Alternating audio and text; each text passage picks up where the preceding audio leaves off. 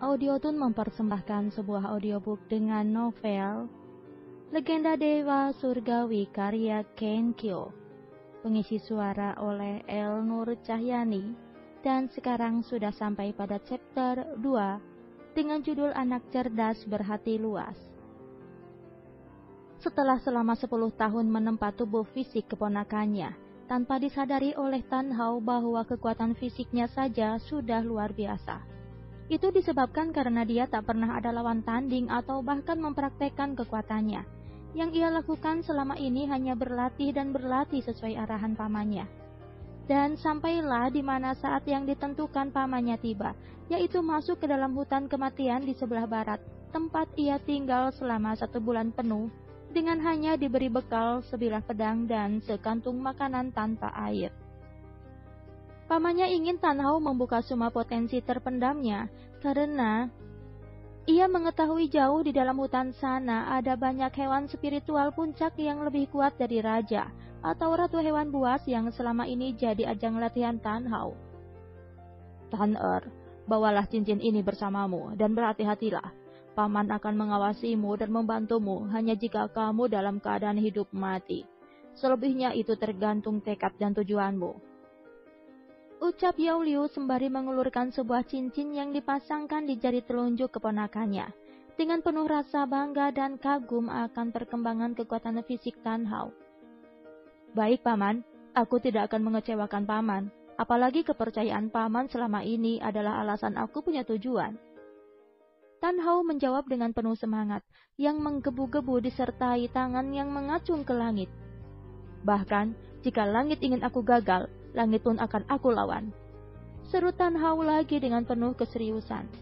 Dengan tingkah laku dan jawaban keponakannya itu membuat Yao Liu semakin bangga akan perkembangan Tan Hao. Tan setelah ujian ini kamu selesai, maka tidak ada lagi keraguan di hati paman untuk mengajarimu tenaga dalam, serta jurus dan rahasia keluargamu. Ujar Yao Liu sambil menyilangkan tangan di belakang tubuhnya dengan wajah menghadap ke langit. Terlihat seperti ia sedang melihat sesuatu yang mengawasinya setiap waktu. Raut wajah Tan Hao berubah setelah mendengar kata rahasia keluarga dari pamannya. Apa maksud paman? Bisakah jelaskan?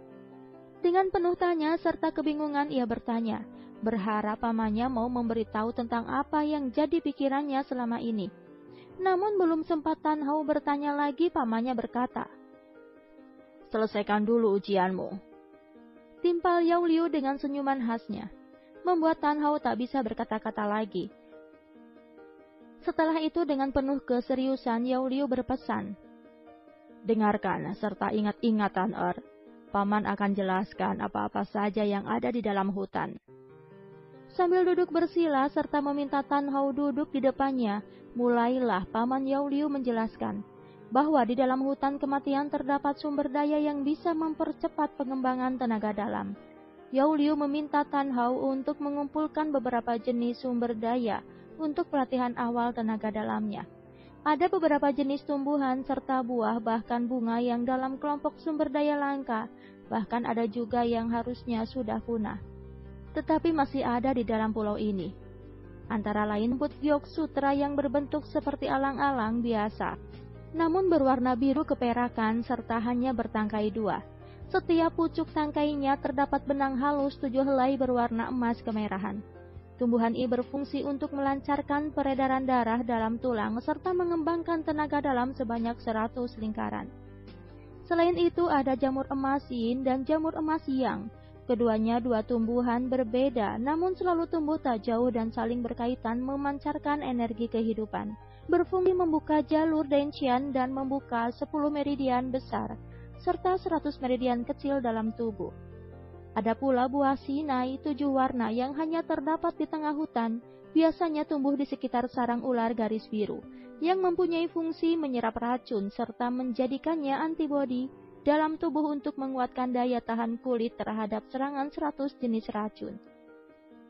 Selain itu, buah yang memiliki fungsi sama hanya berbeda tingkatannya, antara lain buah besi hijau 10 kali lebih baik dari buah sinai 7 warna, buah kakao ungu yang 10 kali lebih baik dari buah besi hijau. Ada pula buah yang selain memperkuat kulit juga daging serta darah. yaitu buah naga 9 kehidupan. Fungsi lainnya adalah mempertajam penglihatan serta pendengaran sejauh 10 mil. Namun berbeda dengan bunga anggrek suci yang berfungsi sebagai peningkat stamina sebesar 20% dari stamina pemakai. Selain itu ada bunga daun ulat yang bisa membuka 20 meridian besar serta 200 meridian tubuh. Selain itu, fungsi lain dan yang paling berbeda dari lainnya adalah mampu membuat insting pemakai meningkat sebesar 50% dari insting pertapa tahap ahli, yang artinya sama dengan insting pertapa tahap bumi, dan masih banyak yang lainnya yang lebih berkhasiat tinggi. Namun bagi pelatihan awal tenaga dalam, semua sumber daya itu sudah sangat tinggi, lebih tinggi dari pil tingkat 7 sekalipun. Dengan semua yang terkandung dalam pulau ini, tidak ada yang tidak berharga. Semuanya memiliki harga tinggi serta kualitas khasiat luar biasa. Menjadi surga sumber daya bagi para pendekar yang berlatih. Selama ini Yao Liu sendiri yang mencari serta menerapkan beberapa sumber daya ke tubuh Tan Hao di waktu tidurnya. Itu yang membuat Tan Hao tak mengetahui sama sekali cara pemakaiannya, juga cara penyerapannya. Dan sekarang, Yao Liu ingin memulai mengajarkan sumber daya tentang nama, fungsi, serta kegunaan, serta cara penggunaan pada Tan Hao. Apakah kau mengerti yang aku jelaskan, Tan Er? Tanya Yao Liu pada anak di depannya yang terlihat serius mendengarkan. Mengerti dengan sangat jelas, Paman. Lalu, apakah aku harus mengumpulkan semuanya, atau hanya beberapa, dan bagaimana aku membawa semua itu? Tanya Tan Hao yang masih belum mengetahui kegunaan cincin yang diberikan padanya. Hahaha, aku lupa karena itu, Ter. Selor Yao Liu dengan tawa lebarnya karena ia sadar lupa menjelaskan tentang kegunaan cincin yang ia berikan. Tan Hao menjawab dengan ekspresi bodohnya, karena tak menyangka di saat serius pun pamannya lupa hal penting. Hahaha. Tenang Tan Er, Paman hanya sedikit pikun. Dengan wajah bodohnya masih tertawa, kemudian berubah serius dalam hitungan detik. Cincin yang ada di jarimu namanya cincin dimensi. Cincin penyimpanan kualitas sedang dengan luas 1 mil, hanya untuk menyimpan barang. Jelas Paman Yao sambil menunjuk cincin yang dipakai Tan Hao. Wah, hebat! Dengan penuh semangat serta kagum, Tan Hao mengangkat cincinnya dengan ekspresi berkaca-kaca. Iya, tapi itu hanya berguna untuk penyimpanan sumber daya, senjata serta harta. Apanya yang hebat? Sinis Yao Liu dengan ekspresi malasnya.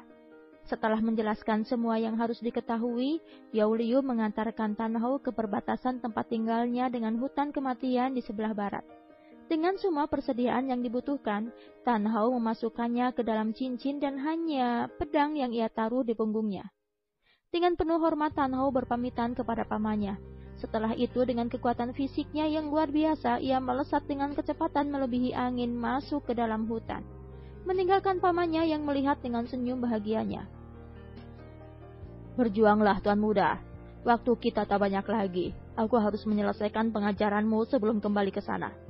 Menjadikanmu seperti harapan ayahmu, melampauinya. Chapter 2 telah selesai, kita menuju pada chapter 3.